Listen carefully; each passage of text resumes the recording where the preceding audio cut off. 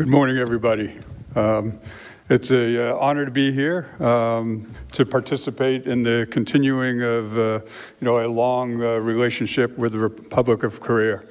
I'm honored to be part of this, and I see there's huge opportunities to continue our relationships and improve relationships.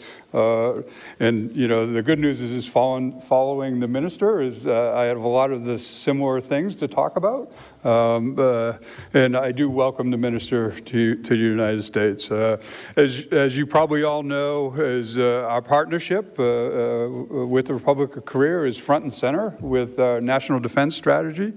I'll be remiss. I always start where we're always focused on our national defense strategy, and if you think about what it is, in every aspect, the Republic of Korea is part and parcel to it. Because as you know, in a lot of our operations, they are a partner and a coalition partner critical to how effective we are. Our three lines of effort obviously being lethality and readiness, strategic partnerships and alliances, which we're here to talk about a lot. And then the third, which I think is also critical to what we're talking about today, and that is reform. Right, and if you think about it, there's nothing always in every country. Reform always tends to talk a lot about acquisition, but as the minister talked about, there's a lot of reform, and part of it is policy. Right? How do we make sure that our policies support what we're trying to do? And I think there's no area that we believe has a bigger opportunity than our international aspects of what we're trying to do. South Korea has been and will continue to be a value strategic partner. We have a deep, long relationship. And I'll tell you, as you heard, so I had a 34-year Army career. I retired for a couple of years, and then I was I guess a weak moment, I agreed to come back, sort of like the minister. But I've been involved in almost every relationship, right? Government to government relationship, government to industry relationship, part of an industry to industry relationship. And when you talk government to industry, it's both ways, right? I think that as we go forward, the opportunities are unlimited, right? I mean, you look at current programs like the F-35, where not only the production, but the awarding of the maintenance, repair, and overhaul to South Korea, and when we look at our capabilities today and into tomorrow, a big part of cooperation is interoperability, because our plan is to never fight alone. We will always fight with our coalition partners, and so having common programs and having common capabilities is really important. In many instances, it could be, I think when we look to the future, co-development is where we need to start, and I'll talk a little bit more about that. Because if you look at some of the future technologies, and I'll talk about them, even in the United States, we tend to think about a technology that is the same way we look at old technologies, but in some instances in the future, we got to look at what is the concept of operation of these technologies. So I think cooperation starts when you look at new technologies like hypersonics, starting in how do we look at a joint capability requirement and a joint concept of operation capability. And then you look at what would be our co-production, or what I would call our integrated supply chain of those future technologies. And so my view is, in today's world, when you look at what we're trying to do, is in a lot of instances, when you start with new technologies, we sometimes don't look at the industrial base early enough in the program, and so when we get into the production of those programs, sometimes we haven't looked at the integral industrial base, and so I think that's a huge opportunity. I think, in my perspective, as we look for the future opportunities, is how do we look at a collective strategic objective, right? Is in areas that we both have a capability need, right? And we both have a concept of operation of how we're going to use it. I think in the Department of Defense, we really have two focuses that are not separate, but they're together. One is, how do we accelerate technologies? And I know the minister met with Dr. Griffin, who's the Undersecretary of Defense for Research and Development yesterday. And I think most of you know our 10 technology areas, which do change on occasion, but today they're, hypersonics, directed energy, command, control, and communication, which has been our technology requirement forever and will be in the future. Space, both offensive and defensive. Cybersecurity, which I'll talk more about. Artificial intelligence, machine learning, we put those together. Missile defense, which there's probably no capability that we need to be cooperative on that kind of activity. Quantum science and computing. Microelectronics is probably as much an industrial base issue as it is a technology issue, right? And then autonomy.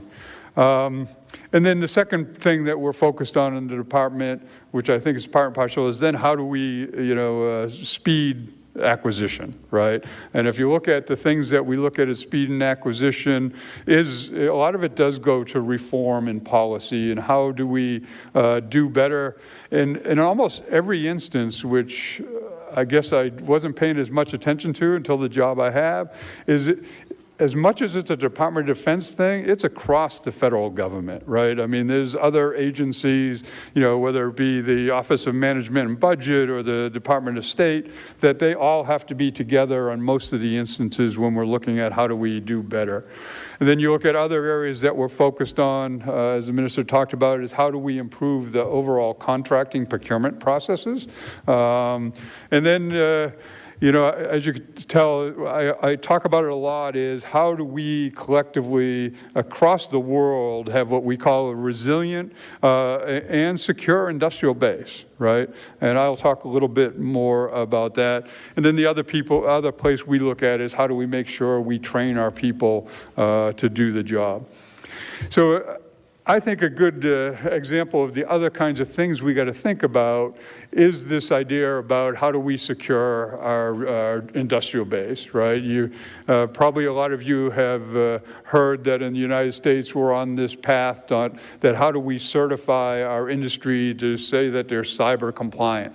And if you think about it, that's not just a United States thing, because that's an industrial-based thing, right? So as we have joint partners across the industrial base, how do we make sure that we all have a secure industrial base? And you think about it as one of the things that tends to be one of those things that we got to pay attention to is the intellectual property and how do we collectively develop things and protect them across the industrial base. So that, as you know, tends to be, cybersecurity tends to be a all-encompassing thing that I think we could work together, both from an industrial base perspective, weapon system resiliency, and then obviously in the operations that we conduct. I believe, if you think about it, I've been around, as I told you, a long time, is I don't think we've ever been more focused on how do we do better in international opportunities, right? And that when you have a strong partner like we do in the Republic of Korea, it makes it a huge opportunity. It's still not easy, but it's easier than it had been as far as how do we work with the policy people in the different federal agencies. And I'll tell you, within the Department of Defense, looking at international programs and international partnerships is now encouraged, where before it was, what I would say, it wasn't discouraged, but it wasn't considered part of people's focus.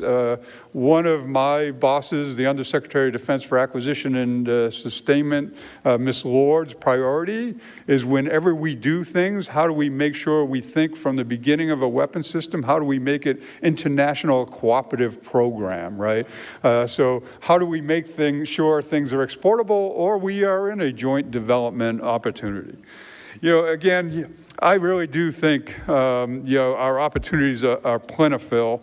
I do think that one of the things that we should think about is what is the high priority critical areas that we collectively have a capability need that we will be working in a cooperative engagement. And you know, one that's easiest to talk about is like integrated air and missile defense, right? And especially in the areas. So how do we look at where we have a joint capability needs into the future? How do we start an early development?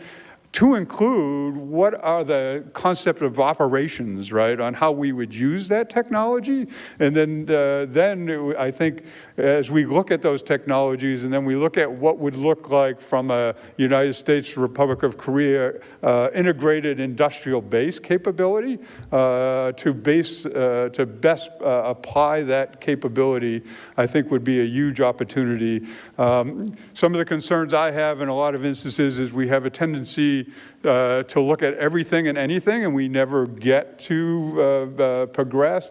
And so I always tend to have this idea of theory of constraints, right? Pick the things that you think are probably the most capability that we both need, especially in the area of operations that will be working together, and see how do we start those technologies and then concept of operations, and then how we would have a integrated industrial base to support it. So I do think that the opportunities are huge. I do believe that under the current administration, international partnership is a high priority. You know, I was going to point out, as you think about it, when we got our new Secretary Esper, and our new Chairman, General Milley, almost immediately one of the first places they visited was Korea, because it is such an important strategic alliance. And as you know, they just committed to continuing that relationship well into the future. So with that said, I look forward to your questions.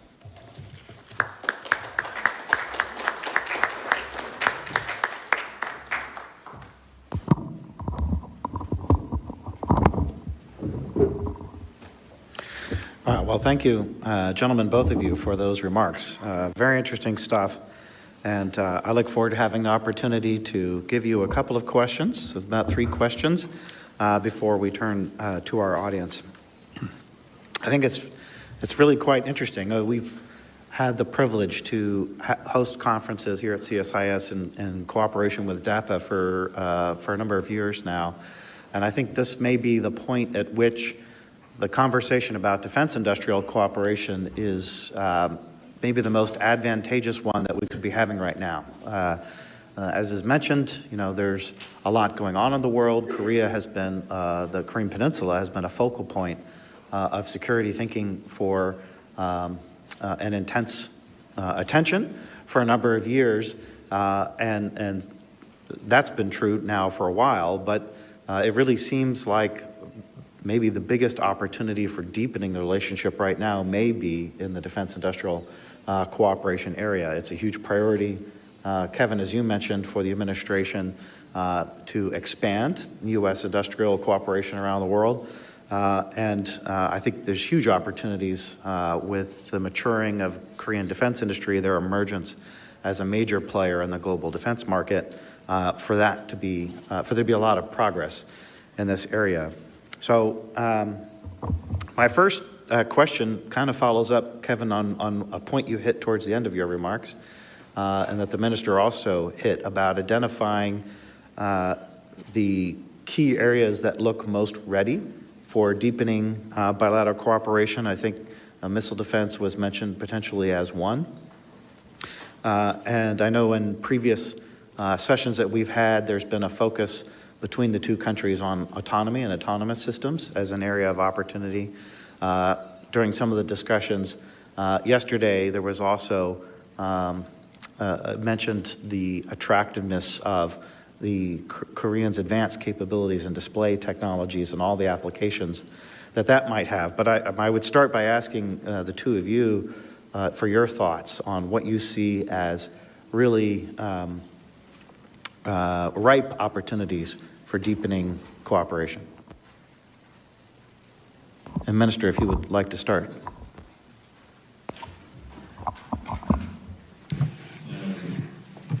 Well, Thank you very much for your question, Mr. Hunter.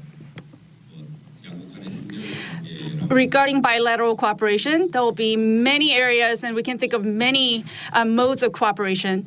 But yesterday, I visited Pentagon and met with Assistant Secretary Dr. Crippen for R&D, and we talked about science and technology and its role in our country's defense industry. And we struck a lot of chords when we talked about these issues. Given our current technological advantage, there are some urgent matters that we should pay attention, but the entire world is facing this thing, fourth industrial revolution, which is evolving very fast. So this fourth industrial revolution related technologies is sort of like winner takes all type of technology. So whoever advances the fast will take the entire share. So we need to cooperate in these rapidly evolving areas, and it'll be more meaningful for our cooperation. Dr. Griffin mentioned to me several things. First was microelectronics area. This is not just related to the defense areas, but it can also expand into private industry. And Korea also is paying a lot of attention to this microelectronics. And Dr. Griffin was well aware of Korea's potential in this area. The second one is supersonic. As you all know,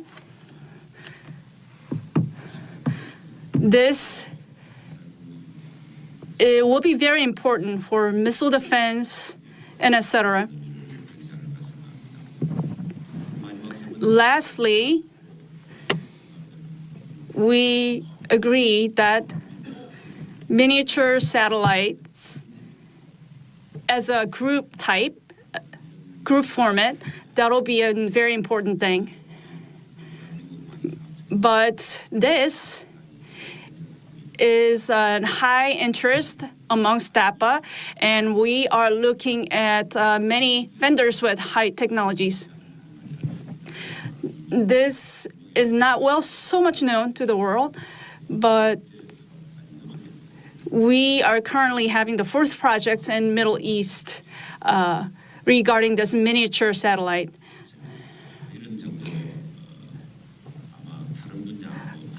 I'm sure there will be other areas regarding platform-based projects, but we need to feel the urgency in promoting these projects.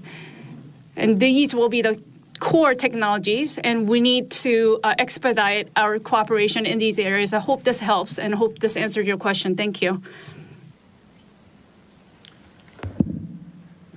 Yes, just to add, I wrote down some items, and some of them are exactly as the minister talked about is, probably first and foremost, microelectronics is something that is today, right? And so it's a technology of how do we do it in the future, but it's a today's problem, so I think that's a huge opportunity. I would, and they're sort of related, but not really, right? So there's the whole idea of command, control, and communications, right? I mean, and what I would throw in there is the whole concept of 5G, right? I mean, we all know that technology is here today. We all know that China, to a large extent, is without a doubt the most prevalent. And so I think as a cooperative opportunity is what are the things that we would have to do? And that's both a technology and an industrial-based thing to make sure that we are in control of our own command, control, and communication. A few of the other ideas, in today's environment, in the future, I always put cyber in there, right? If you think about cyber, as I spoke, it's everything from how do we protect our industrial base to how do we make our weapon systems resilient, and how do we, I think the third part of it, which is a cooperative opportunity, is how do we operate in a contested environment? And I would say that's both in a cyber arena and the electronic warfare arena, because both of them are technologies that advance fast, and we know that our adversaries keep advancing. And then I do believe just in the nature of the opportunities of us, how we work together today, the whole idea of integrated air and missile defense is a key one, which has a lot of technologies, which obviously the miniature satellites could be part of that whole picture. And then the last would be artificial intelligence, machine learning, and autonomy. I sort of put together is we are both advancing that and working together, because I think a lot of our ability to advance the technology fast is how quickly we learn from what we do, right? So those are the areas that I would think would be good opportunities that are here to work on and will be into the future. Well, thank you very much for that. Excuse me. Do you see opportunities for other partners working together with the U.S. and Korea? So in other words, not just a bilateral cooperation, but building on that bilateral cooperation with other relationships both nations have around the world to add to that partnership and to expand it outside of just the bilateral relationship. So I'm thinking a little bit in yesterday's dialogue, there was some discussion about work that Korea has underway with Australia, which is also obviously a huge partner of the United States and one that we're working closely with, even on some of the technologies that you both just mentioned. Mr. Minister? Yes, of course. Our two nations' cooperation is important, but multilateral cooperation will be possible. And of course, there should be some conditions that should be set and be satisfied that we pursue common values. And those nations or partners will also are fully committed to protecting national security related technologies security. When it comes to the example of F-35, it's a successful case where only those trustworthy partners can take part. However, from the perspective of the ROK, I don't think we are fully ready to expand our cooperation with many different nations at this moment. When it comes to KFX, our next generation fighter, we are producing it in joint partnership with Indonesia, and it is going very well. So as Mr. Hunter pointed out, whether it is trilateral or multilateral, I don't think it is feasible down the road, and it might happen down the road. And I agree. Thank you. Again, I would just add, I agree wholeheartedly with the minister. I think there's absolutely opportunities to do that.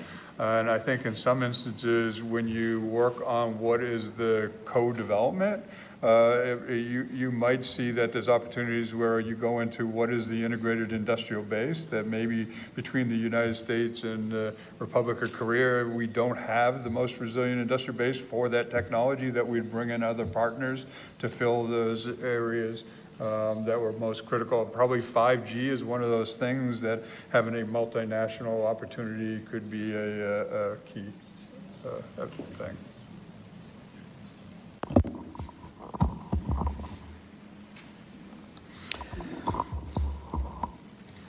Minister, you brought up the cooperation or the work that Korea is doing with Indonesia, and one of the, I'd say, full realizations of the vision of a next generation partnership is the idea that the U.S. ROK partnership isn't just a matter of us selling to each other, but is a matter of being partners in the global defense market.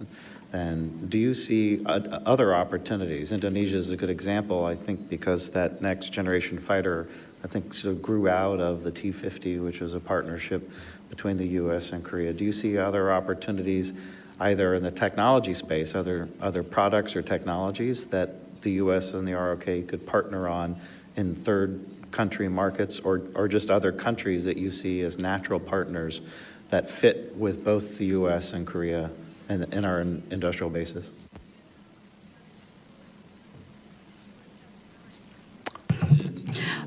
Yes, I fully agree with your question. what we're discussing today, which is third generation defense industrial cooperation, was brought up by Dr. Hamley last fall. And when I heard that, I just fully agreed with it, and I started, even though small, I just started right away. So far, we've been saying that the second generation defense industrial cooperation, but for T50, we incorporated some of the U.S. technologies, and we are advancing into the third countries with this product. Of course, U.S. and ROC relation and cooperation may materialize and more efficiently in other countries. And I think it is always possible for us to go into or advance into third country with our cooperation. Thank you. You know, I agree, you know, and you think about it, and sometimes the complexities of coming up with a joint development and production program, in a lot of instances, it's the timing of need, right? If you think about it, even within the United States, across services, you know, sometimes the Army wants something before the Marine Corps, even though it's the same capability. So that's where, when I talked about picking the few where we both know that we have a capability need now and into the future, and then how do we do the concept of operations together, and then sort of build the development program, and then figure out the integrated industrial base. The challenge on that is the timing of both of us needing the capability at the same time, right? And that's part of the complexity of it. I'd like to turn now to our audience for questions. We've got a good group today. If you have a question, please raise your hand. We'll bring a microphone around. Tell us who you are and ask a brief question. We'll start here in the front.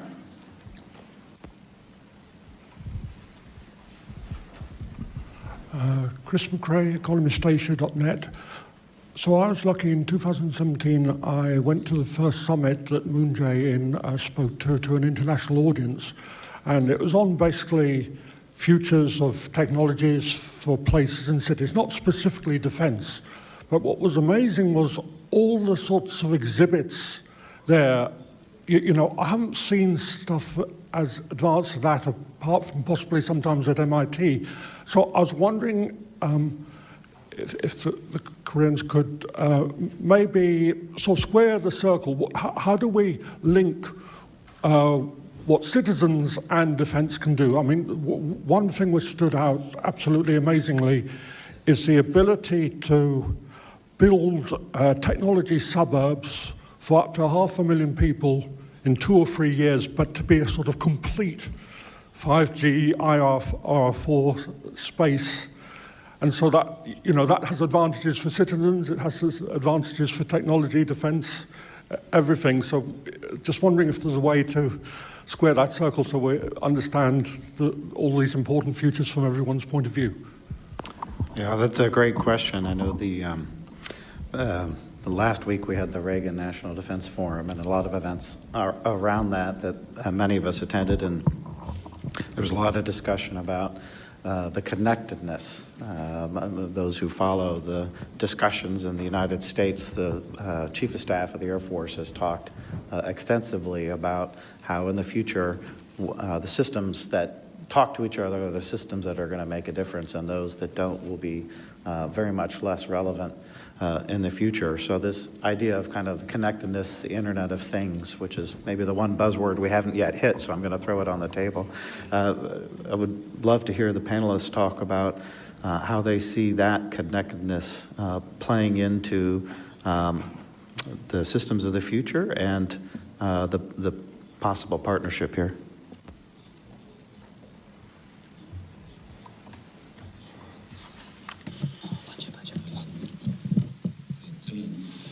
As for me, I work at DAPA, and I am here as a representative of this Korean agency.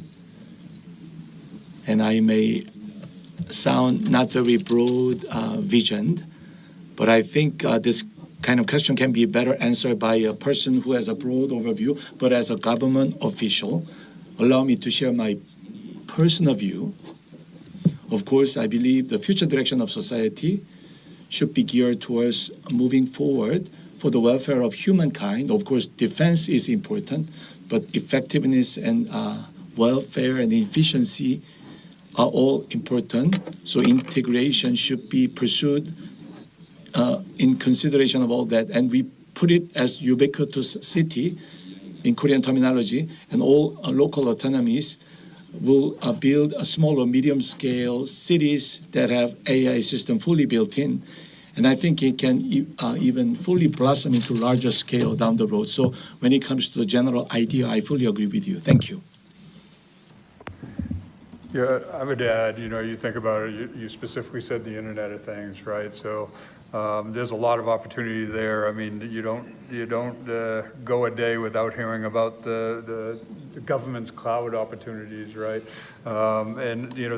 So what you see that in a lot of instances, the commercial technology is available, and then we got to figure out how do we apply it for our need. Clouds being a great example. The security requirements of the Department of Defense or a military operation, and then how do you make sure that it's always available no matter where you go. But there's you think about it like cyber, right? When we look at the things we're looking at as cyber, a lot of it is stuff that the banking industry or the health community already does a lot of those things. So there are commercial, 5G is commercial by definition. I think autonomy, if you look at autonomy, the commercial guys are ahead of us, then it's more about how do we apply it to our application. Even, it's becoming more and more. You look at space. Right? I mean, where the Department of Defense used to always be paying for everything in space, and today you have commercial companies like Blue Origin and SpaceX that we absolutely want to take advantage of, right? So I think as you look forward, a lot of these technologies, you're probably not going to see a lot of commercial applications of hypersonics, right? Of shooting bullets a long way, but obviously space is a perfect area where you see commercial in a big area that will help us.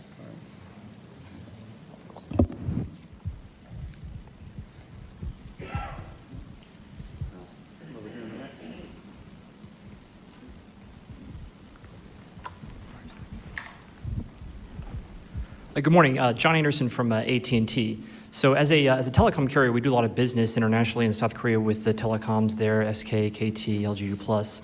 And one of the things that they are sensitive to in our defense networks is the NDAA and restrictions on building networks that have some sort of part or infrastructure that is utilizing Chinese manufactured and owned infrastructure and hardware. How does DAPA reconcile this sort of advice and advisement on divestment from using the Chinese manufactured infrastructure from their need to protect the sort of trade relationships and commercial relationships with China at the same time? Yeah, so this gets at, it's interesting the minister brought up that the rules for a U.S. acquisition system in some cases aren't always the same as the rules that the Korean industry plays by. And so we have, in the last couple of years, adopted as statute and U.S. policy that certain specifically identified Chinese companies' telecommunications equipment are allowed to be part of a U.S. network, and certainly very much so if it's a defense-related network.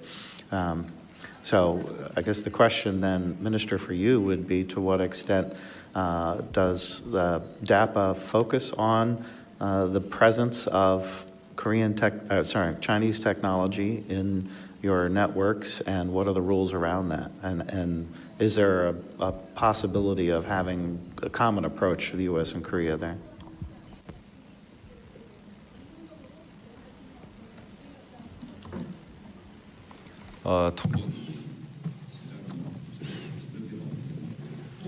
No, sorry, the interpretation has some lag, so I had to wait on, no, she's done with it. So as far as the Chinese goes, I cannot just pick on China, but whoever that country is, the security directly related to that country and their national security and the platforms related to that are very important, and they all want to have domestic components for that. If they can they cannot have 100% of domestic components, then they need to find some other country who can be interoperable with it, such as US or something. So they need to have this interoperability to cooperate in this area. So for Korean weapon system, I don't think there'll be any other country that much except for the US. It's mostly US. So that should answer your question. Thank you. Kevin, do you want to talk about? All I'll say is I got to follow the law, right? So the law on that has made it pretty easy for the United States, and what do we do, right? Well, easy on what to do, but is it easy to do it? Put it this way, it's easy to do what the law says, right? And that's from the future on, is to not allow the purchase of certain Chinese products. What's not so easy to do is how do you police what you already got, right? And that's part of the effort, right? And then, as the minister said, part of the problem is understanding the risk associated with what it is, right? So.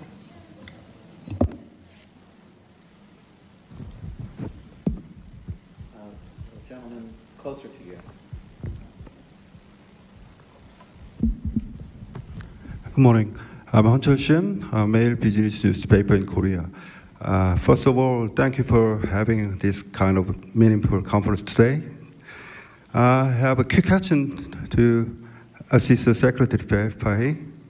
Recently, the U.S. is calling on South Korea to significantly increase its defense cost.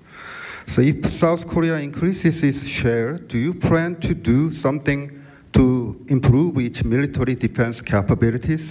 For example, the missile range limit could be increased further from 800 kilometers, or the nuclear agreement could be revised to so that South Korea has a nuclear power submarine like that. How do you think about it? Thank you. That's an easy question. So what I would say is, most of the questions you asked are outside of the Department of, a lot of those are treaty things and stuff like that. But we will continue to work with the Republic of Korea to figure out how do we do the best for the operations there. And we, as you know, as we as the United States government now are relooking almost everything as far as the treaties and compliance and all those kinds of things.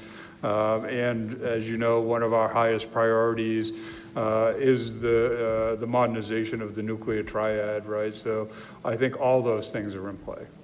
Right.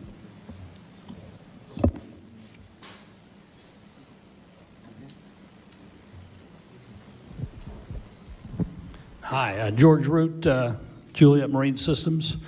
One of the things I don't think we've talked much about today is the maritime environment. Certainly Korea is a maritime country, and with a lot of maritime threats, even more, you might think, given the proximity of some of our joint enemies to South Korea. I'm wondering, is there areas where we could coordinate our development activities, particularly within the CONOPS that the Undersecretary has referred to earlier? Thank you for that question. I just wanted to add, one of the things that came up in yesterday's discussion is that the Republic of Korea is what I would characterize as a shipbuilding superpower as well, and that shows up in their defense exports. They have a real comparative advantage in the area of shipbuilding and maritime systems. So we ask the panelists to speak to the potential for cooperation in that area.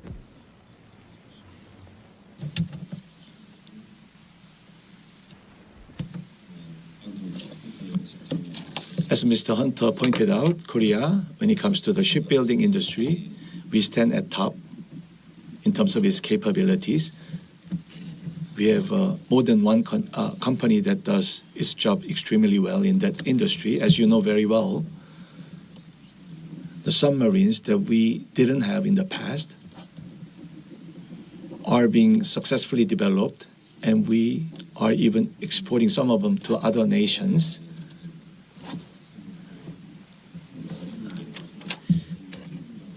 So if your question is confined to the shipbuilding partnership opportunities between our two nations, I think there will be a golden opportunity. It will be almost a boon for us to tap into. If we can utilize that to further enhance our weapon system, I think it will be a great opportunity. We'll wholeheartedly welcome that kind of opportunity. Thank you. I think that in the maritime, there's huge opportunities, not only from a shipbuilding perspective, but if you think about it, everything that goes on the ship, right? Whether it be the missiles, the radars, you name it, right? I mean, I think there's a huge opportunity. When you look at shipbuilding, building the ship is a piece of it. Integrating all the components on it is a bigger piece, if not a bigger piece. And I think so. I think the opportunities would be huge on the maritime area.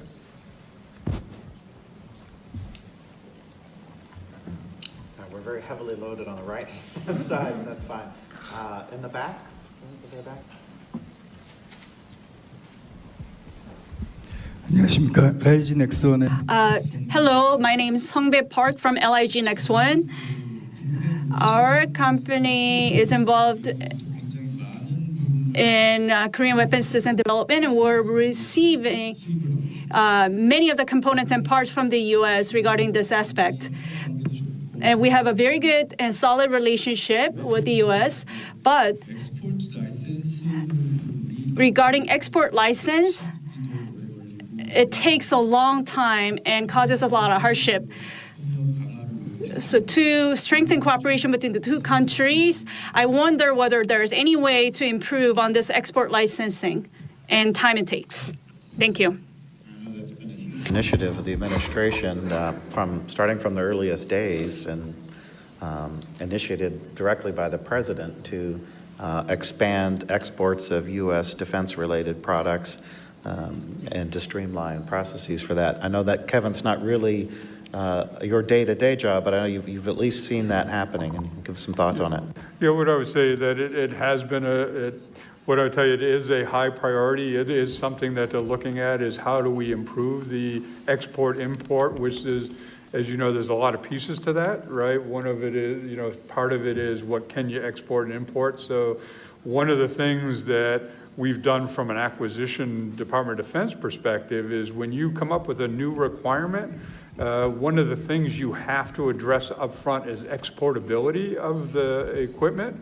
As you know, in a lot of instances in the past, we don't address that until it gets to the point that it's in production, and then there's things in that item that may or may not be exportable. So part of the challenge is, one, designing to be exportable, which is a big priority, and then the other is we have been working with the other federal agencies that when we talk about cooperation with not only international partners, one of the huge pieces of the national defense strategy is how do we work better across the federal departments so that we can do better in the export business, right? And we are looking at all kinds of ways to improve that.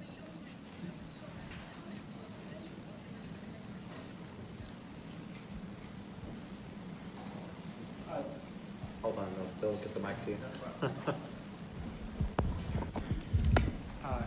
Yes, Emmanuel Pastreich at the Asia Institute. I had a question about basic science and also in engineering in terms of extremely expensive facilities for fabrication. Are there plans for how, say, Korea and the United States could sort of combine their resources for basic science and also for engineering research at the universities and research institutes? Okay, so you're talking more on the S&T side, not so much on like a foundry or some more production. Well, it could include that, of course. There are some extremely expensive new technologies. I mean, I guess in my own field, which is technology but not defense, I've seen it's become increasingly a burden, like to develop new laser applications. Yeah, and that's an interesting question. We've, I think in previous conferences, we've also talked a little bit about the opportunities for cooperation between universities in addition to the opportunities for cooperation between industry. So I think the gist of the question is there are some very high capital intensive investments that are required for basic research and for some advanced manufacturing capabilities. And do you see an opportunity for some joint investment in that area as part of this initiative?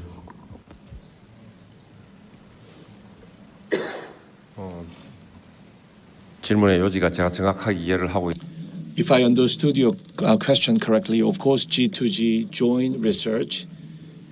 Not only that, but also industry and industry to R&D and college to college, a wide array of co-research and co-development opportunities should be explored and should be possible, especially in the context where current technology is not coming out of a silo, but it's more coming out of a wide array of different things. So I think this integral approach is something that we gotta positively review, and I fully agree with you in that regard.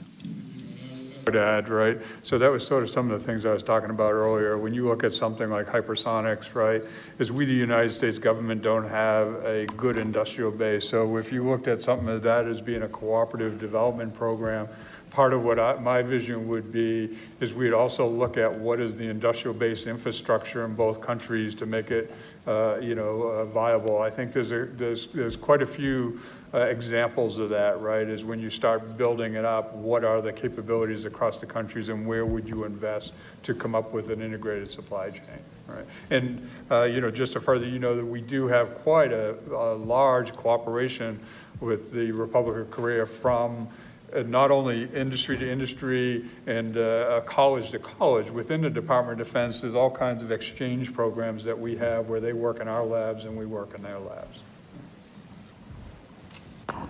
One thing maybe add to that from yesterday's conversations is, and it was referenced actually in the minister's speech about the level of direct foreign investment happening both directions in the alliance, but in the groups that we had discussing yesterday, industry on both sides are making pretty substantial investments in new manufacturing capabilities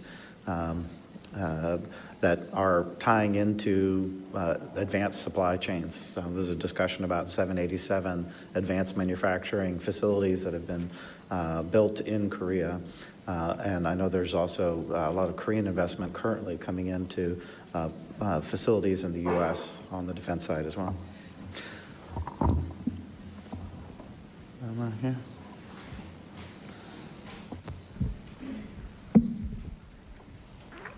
Good morning, Michael Choi Kim. I helped negotiate the U.S.-Korea FTA, and one also been part of the implementation. Excuse me. So one of the things I'm wondering about is what is the role of the FTA? I realize that defense articles is not part of it, but I have been on one of the U.S.-Korea FTA committees where we were helping one of our U.S. companies who was exporting military technology to Korea and involved classified technologies. Nevertheless, the Korea Customs Service was asking for this information. I think there's some kind of disconnect, and I'm wondering what is like the Korea interagency doing in terms of resolving these types of issues that are holding U.S. exports. Thank you.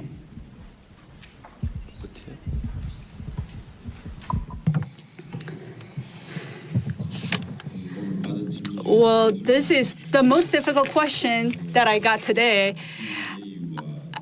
I haven't thought about the relationship between the FTA and defense material due to this clear line of security. Although I'm taking questions from the floor, but even when I go to National Assembly and get questioned, if there's any sensitive issue, we send it to some closed session,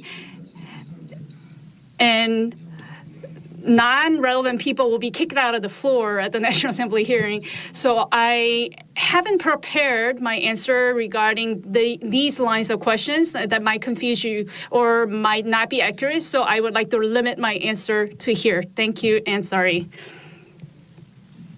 I will say that, in yesterday's discussion, there was talk about how a reciprocal defense MOU could potentially facilitate defense trade. The United States has such MOUs with a range of other countries. I think the focus in yesterday's dialogue was on an R&D MOU that might serve as a facilitator, not exactly a free trade agreement per se, but definitely would facilitate more open trade, has implications within U.S. law for some of the domestic sourcing requirements.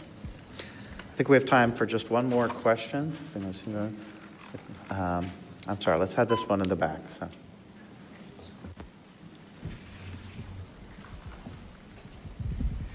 네, 안녕하십니까. Good morning. I am reporter Jung-eun Lee with Donga Daily in Korea. As it was asked before, when it comes to military burden sharing, I have a question. When it comes to military burden sharing, or SMA, this is being discussed between our two nations, and related to that discussion, the military purchase that Korea got from U.S. is quite significant when we consider that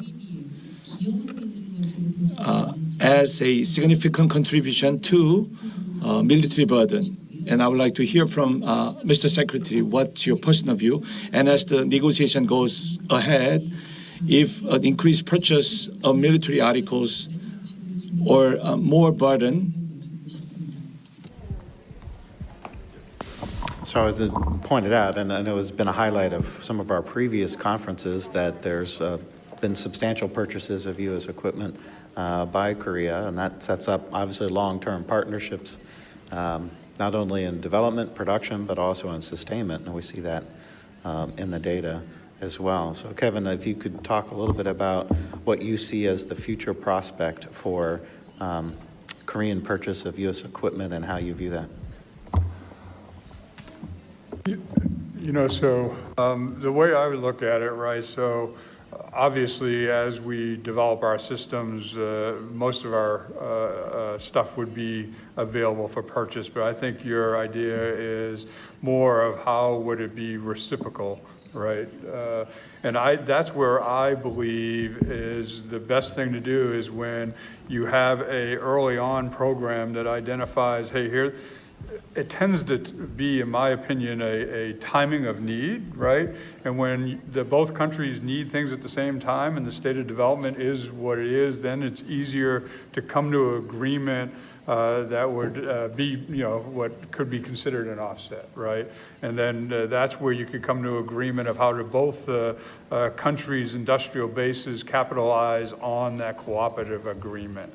Right, because and everyone's different, as we talked about earlier. Is sometimes it's a department, a nation-to-nation thing, and that's where we tend to be able to sort of at least mold the agreement.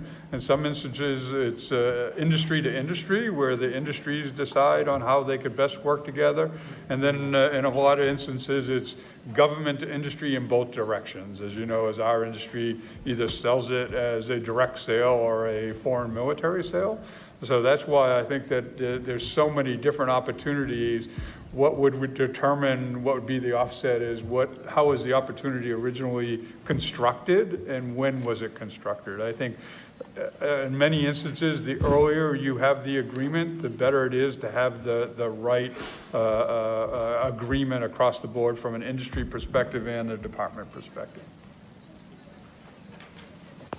Well, thank you very much for that answer, and I really appreciate both of you giving us so much time and answering so many questions, many more actually than I anticipated we would get in, so I very much appreciate your willingness to do that. I'm really struck as we've heard this discussion about the kind of mutual spirit of goodwill and cooperation that we had at the table, and that was true also in our discussions yesterday. Tremendous opportunities, I think, in this deeper new generation partnership. So thank you for highlighting that and giving us that leadership perspective. And I want to thank everyone for coming today. And please join me in appreciation of our panelists with your applause.